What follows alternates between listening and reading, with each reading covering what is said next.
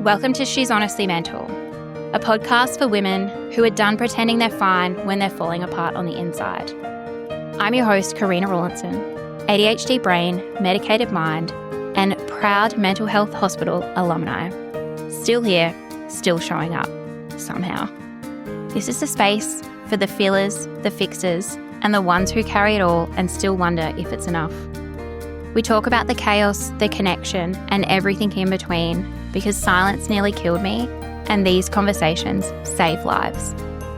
All right, cacao in hand, headphones on, chaos semi-contained.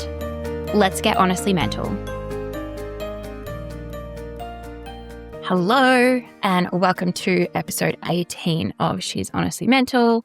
I'm Karina, and I am bloody exhausted. It's school holidays already, and I have just about had enough.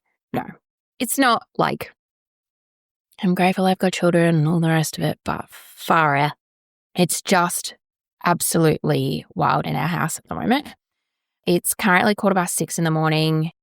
My hubby has just chucked the kids in the car. They're going to our workshop. We own a mechanical business to pick up our cage trailer, bring it home. It's Christmas Eve, and I have been decluttering the house like absolute mad. So we're going to do a quick little rubbish run, drop the kids then off to my in-laws, or not to my in-laws, sorry, to my dad and my stepmom for the morning, and go and hit the shops. I'm very excited. Jared has his shopping list of what he needs from Woolies, which is mostly to do around all of the meat and some salad stuff. And my shopping list is around all of the tasty morsel treats that I will be making: a pavlova, a trifle, a cheesecake. And I want to try some Christmas crack. I'm gluten-free, so is my eldest son, who's 12, and it's really tricky to get like a really nice, tasty gluten-free treat. So that's my goal this year. It's the first time we've hosted Christmas in, I want to say, probably 10 years. And the kids really wanted to have a Christmas at home. Normally, I have a massive Brady Bunch family. So my mum and my dad separated, but they had 5 kids. And then my mum had another boy who is my baby brother, which is now 17. So I was his age that he is now when he was born. And then my mum has her husband with, he has 2 other boys. And then my dad and his partner, she has 2 other kids as well. So literally the biggest Brady Bunch family. So when we get together for Christmas, it is huge.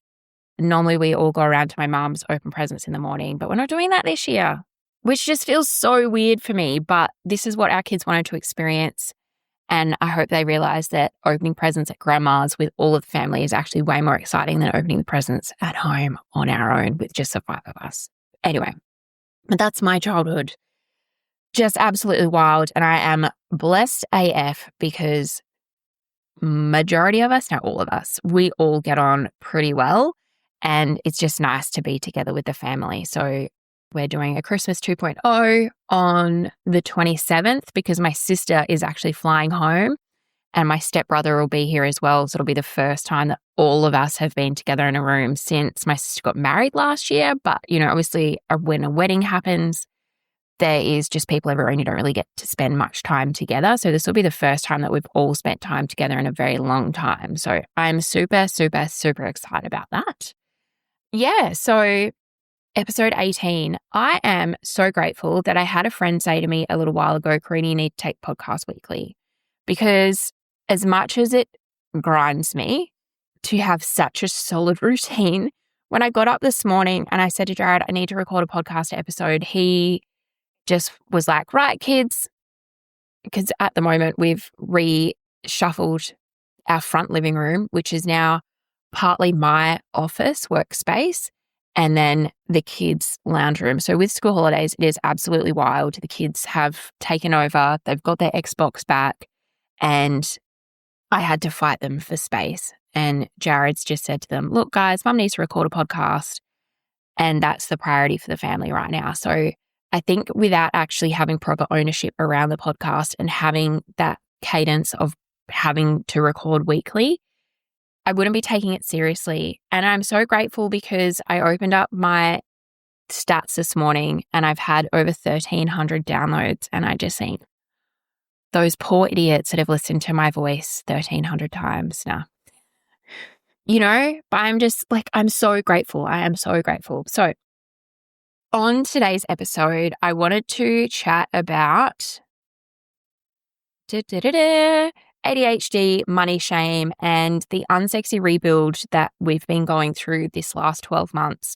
And it was only kind of when we sat down with one of our new staff members the other day, we were at our Christmas party, and it was wild because we've never really had a team before. It's always kind of just been my husband, myself, and Celeste, who works in our office. And Celeste has always said to Jared, like, when Karina's famous, we can be like, don't forget us, which I think is hilarious. But now we have brought on another senior mechanic and an apprentice, and our apprentice is actually a woman. So amazing. She is a third-year apprentice, which is so great. But when we were at our Christmas party the other night, she was saying, context is, Jared, with Christmas coming up, we were trying to decide when we were going to take a break. And he goes, we'll close Christmas Eve, like we'll finish up at lunchtime on Christmas Eve. And I said to him, no, we can't do that. Like, that's ridiculous. Why can't we close on the Friday before? And he goes, no, I can't. I've got too much work to do. And I was like, fine then. Can we just close on the 23rd? Then that way we're not working Christmas Eve. That way the staff can all finish on the 23rd. And he said, yep, that's fine. And it wasn't until I was sitting talking with our apprentice and she goes, we're not saving lives here. There's no reason why we can't just finish up on the Friday. And I actually said to her, well, little did you know, but at the beginning of this year, and I don't think I've actually spoken about this on the podcast, but it's so raw. Yuck.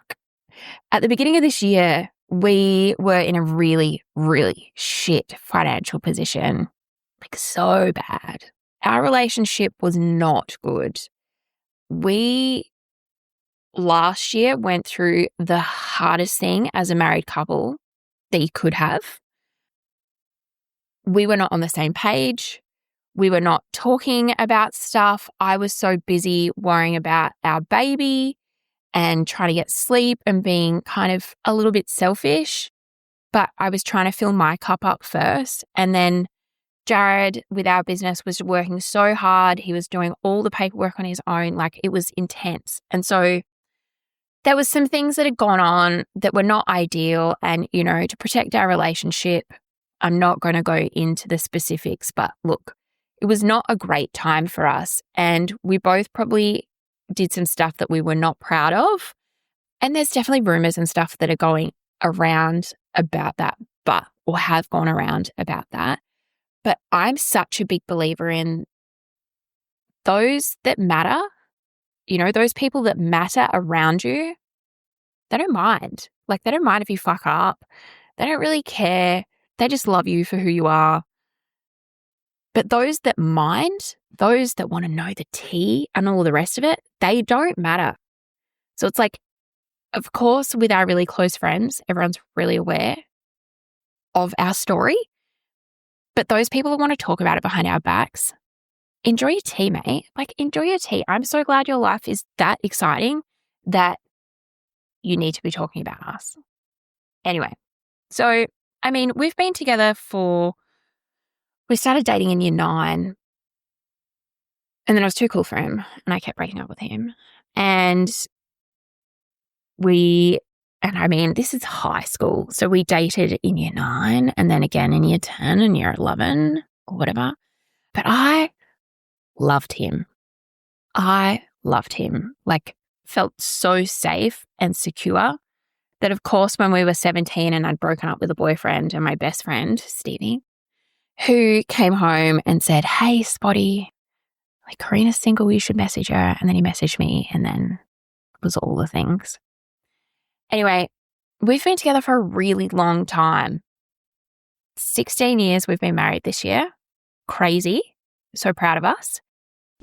If you've been around for a while, you already know my mornings don't start without my cacao. I've been drinking Invictus Apothecary's ceremonial cacao since 2020. It's literally been everywhere with me, across Australia, up to Broome, and even in my inpatient hospital stays. It's my one little moment of sacredness each morning, usually brought to me made with love by Jared. Bless him. The beautiful humans behind it, Jody and Ben, aka the captain and the crew, also run Naturally Esperance, their gorgeous local store and dispensary. They've been part of my world for years, and I'm honestly so grateful for what they've created. And now they've given me a little something for you, my She's Honestly Mental fam. You can get 10% off their 250 gram and 1 kilo cacao in store and online using the code SHMFAM, all one word. Just head to invictusapothecary.com.au or pop into Naturally Esperance if you're a local. So at the beginning of this year, our business was not in a great position. We had no money. There was nothing. We hadn't even paid ourselves for about a month, and that's as bad as it could get. We've always paid ourselves a weekly wage, and when it got to that point at the beginning of the year where we couldn't even pay ourselves, I just went, holy shit, something has got to change. And we're very fortunate that we have got family that is very, very supportive, in the sense of I can ring and say, hey, I'm short X, Y, Z, and they will just give me the money. And I know that that is not something that a lot of people have. And do not get me wrong, I am so fucking grateful. But let me tell you, when I say how much that weighs on me, the fact that we've borrowed money from family weighs on me every single fucking day of my life when I'm spending money on stuff that's probably not necessary, or stuff that I believe is necessary and Jared believes is necessary, but because our family has different values to us, they don't see it as necessary. So then we're trying to work with the guilt of all of that. And it's hard. And so we're currently, at the beginning of the year, we invested in a coach, and for both of us, and he's a professional in mechanical industry, blah, blah, blah, blah, and he's such a bro coach, just a bro coach. And it was really good because he stopped and he really helped Jared understand his worth. And so then we increased our prices. We then started working a bit harder on our marketing, and we've slowly been able to rebuild from there. The bro coach was really good for us to get started with, but me with my background in actually life coaching, NLP, all of the rest of it, NLP is neuro-linguistic programming. If you know, you know. If you don't, you should. I love it so much. It just wasn't for me. But we got to this point then when we invested in working with Chrissy from Grow Advantage. I did a full one-on-one day with her, and she sat down and she said, right, this is Jared's role in the business. This is your role in the business. Because previously to this beginning of this year, I was working in other businesses. I wasn't actually working in our business. And I was prioritizing everyone else's needs, that when it came to having to be in our business, I didn't know what the fuck I was doing. So I was trying to fix stuff in the workshop that wasn't actually my place. So we sat down with Chrissy, and she did Jared's role, my role. She discussed it with the both of us, and we built out the role for Celeste. And then we built out the role for a mechanic because we just onboarded a new mechanic and an apprentice. And it was so good. It was so good. There was so much value in that. I then looked at hiring an online business manager, and I tried that. And it just wasn't for me. I wasn't ready in that headspace to have someone working that closely with me because I didn't really know what I was doing. That was in April. I let our OBM go in May, and then I don't know. It just all seems like a bit of a blur, but I think we onboarded our newest mechanic. So we've had a couple of mechanics that have been with us for a few months and then left and realized that working in heavy diesel plant mechanics isn't for them.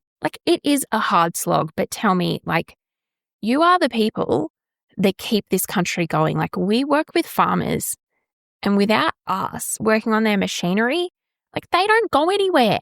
So the work that we do is so important to the way that the world runs that people forget, I think, but they don't realize just how, the machinery is so big and huge. So these guys were like, it's actually not for us.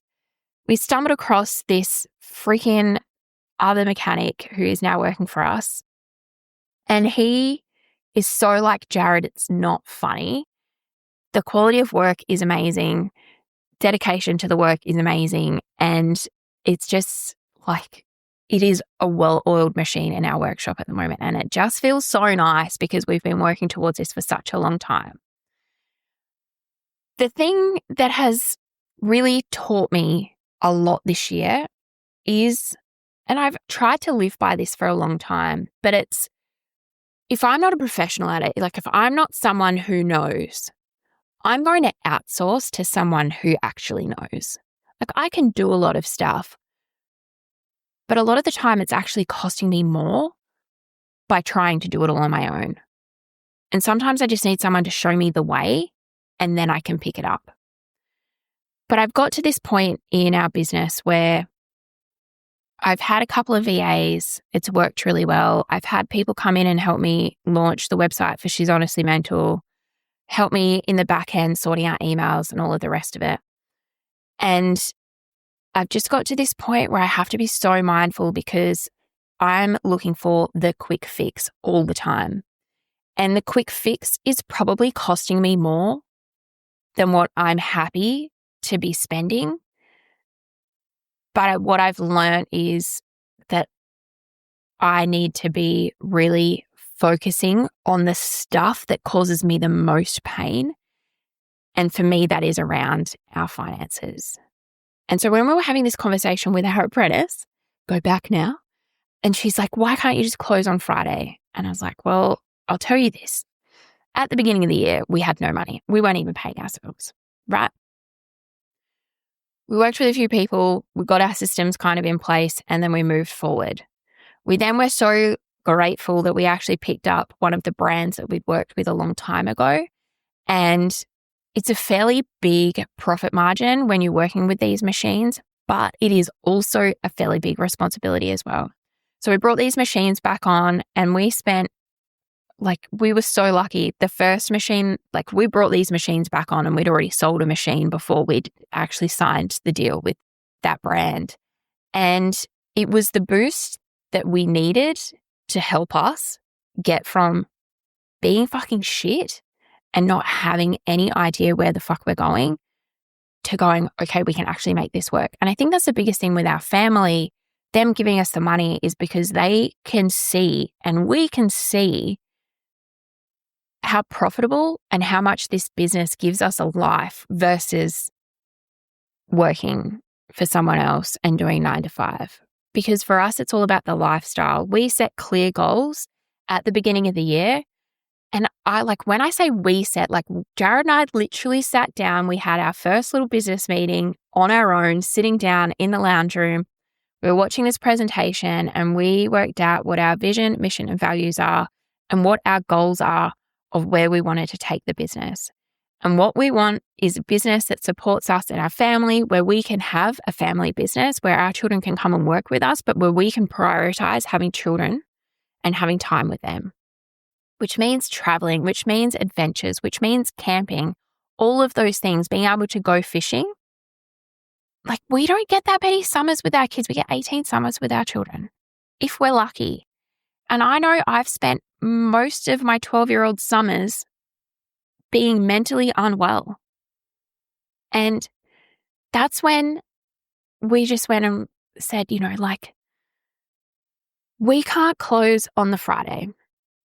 We still need a couple more days of work to make sure that we have income coming in, to make sure that we have enough money set aside to carry us through for the next 2 or 3 weeks while there's no income coming in, so that we don't end up back where we were. And she's gone, you never told us this when we signed up. And I said, no, because we don't have to, but also because we've been able to meet our financial obligations every single time. sometimes, like we're currently on an ATO payment plan for a large sum of money, which scares the fuck out of me because when we spoke to the ATO, they said, oh, we want to go through and audit absolutely everything. And my accountant was like, no, actually it's fine. And it is fine, but it's because I find, and I'm like, oh, I'm using this as an excuse, but like with my ADHD, PTSD, anxiety, depression, all of the rest of it, like it is so easy for my brain to fall into the trap of just ignore it, avoid it, it's not a problem. Like don't do it, it's not a problem. Like it'll be fine, it's all good. And then I leave it and I go, it's all good, it's fine. And I leave it, it's all good, it's fine. And then it leads to you calling the ATO to talk to them. And they're saying, actually, no, we can't put you on a new payment plan because you defaulted on the last 3 payment plans and now we want to audit everything. And I'm bawling my eyes out on the phone to them. And the fucking lady goes, what are you crying for? Like, it's fine. You're all good. Like, why are you crying? And I'm saying, I legitimately don't have all of that money to pay you and you're telling me you need it. Otherwise, you're going to audit everything. Hard. But that same week, I had started talking to Vicky Wren. Holy shit, so good. I'd met her at the Biz Revolution Gala and we got introduced and I was like, what do you do? And she said, well, I'm an accountant by trade. But instead of being like a tax accountant where we sit and we go and we look back at all of the things, I actually do cash flow forecasting and we have a spreadsheet and you literally have all of your numbers so dialed in that can tell you what business decisions you're making. And I was like, spreadsheet, cool. I've done cash flow forecasting before. And it wasn't until this week, like I've trusted this woman so wholeheartedly because all of the questions, all of the things that she has done over the last 3 months with me and our business, holy shit, genius.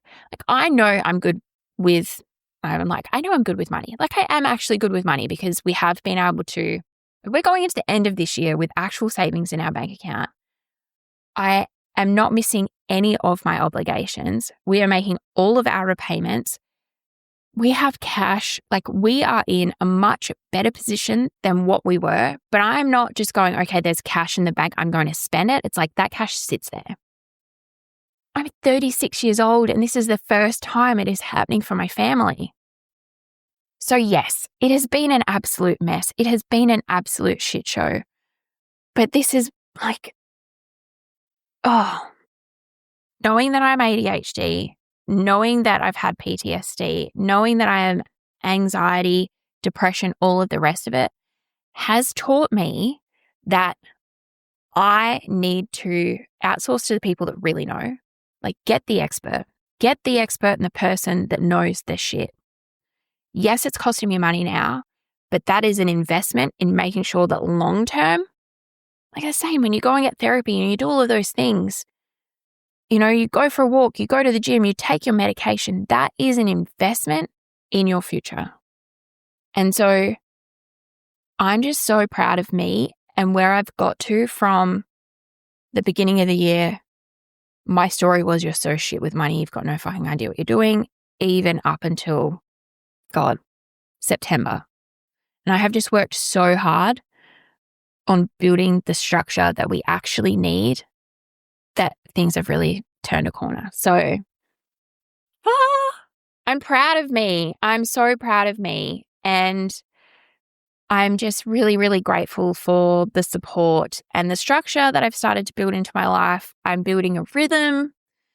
It's not like a solid routine, but we spoke about again a couple of episodes ago around like what I've done to build to suit my brain. And like, I know that getting up in the morning and recording a podcast is what works for me. I know that I can record a couple of episodes at a time. That's what's perfect. Keeps Laura happy. I feel so bad because I just don't sometimes. I'm like, oh, sorry. But yeah, just having that capacity for all of the things that I love has been a blessing. But it's been a lot of me having to step away from things that I was doing out of obligation. So the sound of the big Ram has just turned up, my husband's car, which means the kids are about to drop in. Anyway, thank you so much for listening. As always, grateful AF for you guys. Talk to you soon. Thanks for hanging out with me on She's Honestly Mental. If today's episode cracked open something inside of you or gave you space to exhale, come say hi over at Instagram at She's Honestly Mental, or send this to someone who needs to hear that they're not alone. And if you haven't yet, hit that follow button so the next episode lands in your messy feed right where it belongs. Until next time, take care of your brain. You're not broken. You're just honestly mental. And all the best people are.